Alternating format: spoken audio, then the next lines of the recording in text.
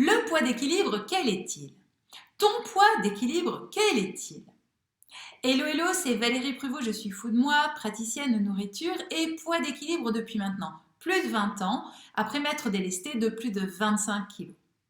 Dans cette vidéo, je vais te présenter quel est le poids d'équilibre et comment le trouver. Alors si de ton côté, eh bien oui, tu recherches quel est ton poids d'équilibre, eh bien sache que je vais t'en parler ici et également sache que je te réserve une surprise. Pourquoi cette question?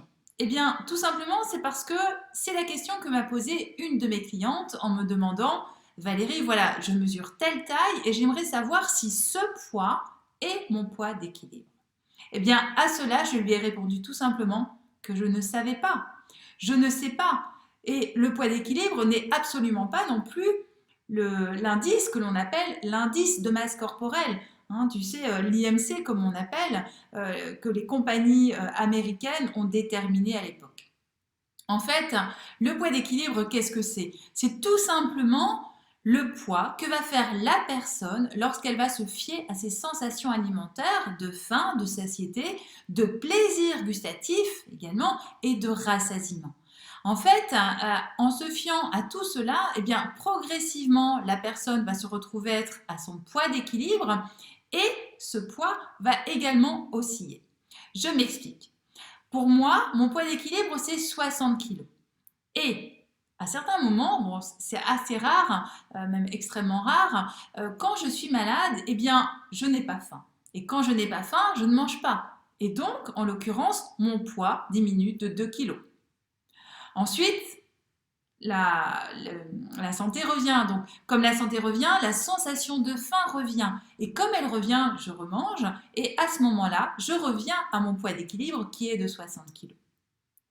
De l'autre côté, eh bien, oui, il y a des événements festifs, il y a des repas festifs. Et personnellement, j'adore manger. J'adore ces moments très agréables en famille où on mange des bons petits plats.